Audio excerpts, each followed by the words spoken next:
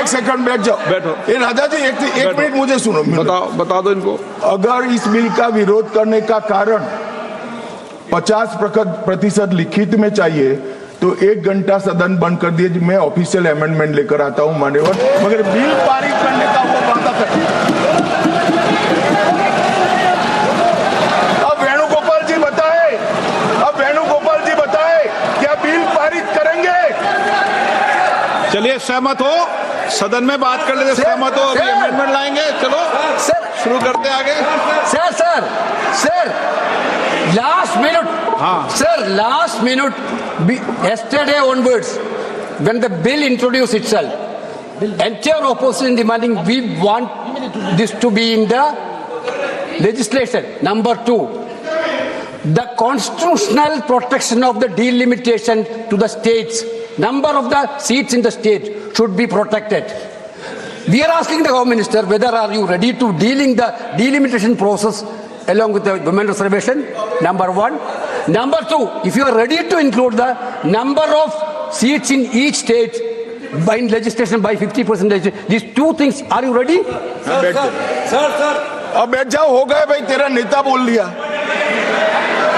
मान्यवर वेणुगोपाल जी ने 2 sharp question पूछे।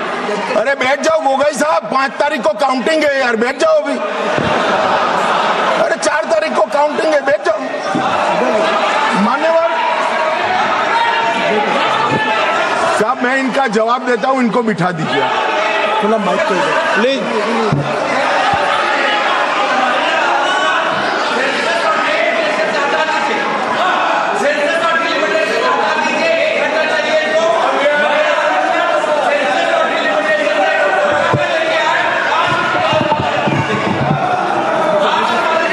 अखिलेश जी से पूछ लेना।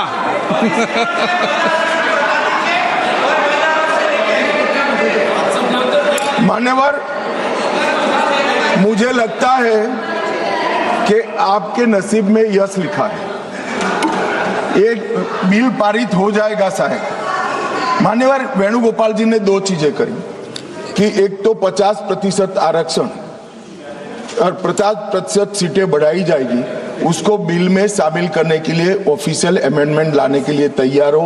हाँ जी मैं तैयार हूं।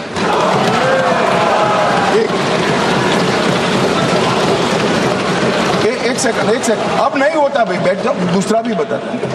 मान्यवर 1 घंटा आप सदन स्थगित कर दीजिए। 1 घंटे में मैं मेरा ऑफिशियल अमेंडमेंट मेरे पास में तैयार है, जेरोक्स कराकर सभी सदस्यों को सर्कुलेट कर दूंगा, क्योंकि हमें 50% सीट बढ़ानी है, हमें कुछ छिपाना नहीं है, हमें कोई चोरी करनी नहीं है, तो हम कर देंगे। और दूसरा उन्होंने कहा कि डिलिमिटेशन 26 की जनगणना का, ये झांसे में मैं नहीं आऊंगा, क्योंकि ये इसके माध्यम से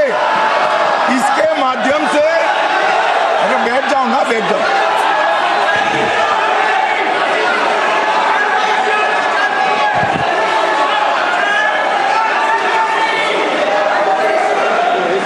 क्या कई बार है ना, सदन में भी फैसले हो जाते हैं, इसलिए सदन में फैसला कर लो।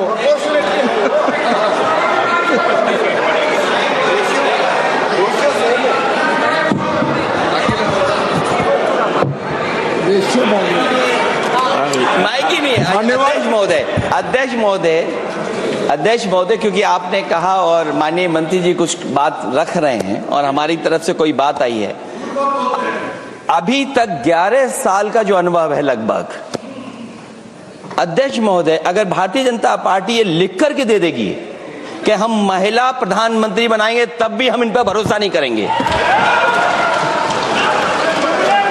मान्यवर इसलिए ऑफिशियल अमेंडमेंट मैं बाद में इसका जवाब देता हूं। मान्यवर मैं इस देश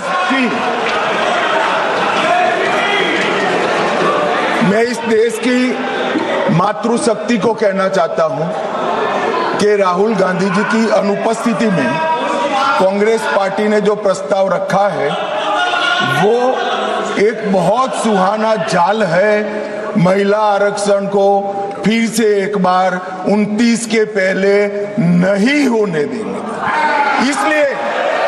इसलिए मान्यवर, ये जो कहते हैं कि हमारे राज्यों का समान भार होना चाहिए, मैं सहमत हूं। महिला आरक्षण 29 के पहले ही करना चाहिए, 29 के बाद ले जाने के लिए इनका षड्यंत्र सफल हम नहीं होने देंगे। मान्यवर, मैं समझ रहा हूं कि ये वोट नहीं देंगे तो महिला आरक्षण का बिल गिर जाएगा, मगर इस देश की महिलाएं देख रही है, उनके रास्ते का रोड़ा कौन है वो देख रहे हैं। मान्यवर,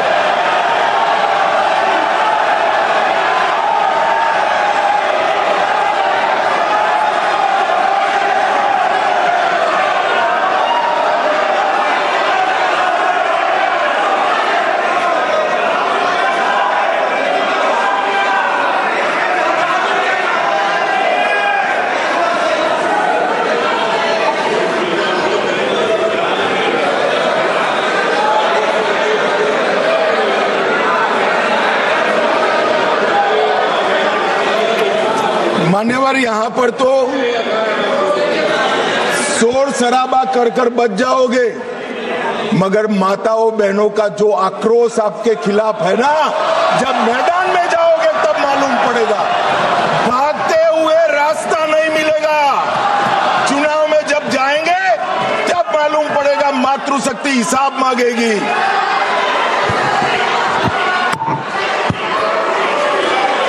मान्यवर, यहां कुछ सदस्यों ने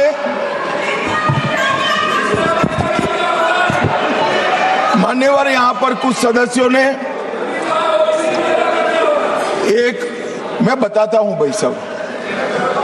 मान्यवर, यहां पर कुछ सदस्यों ने दूसरी भ्रांति फैलाई कि मुस्लिम महिलाओं को भी आरक्षण मिले।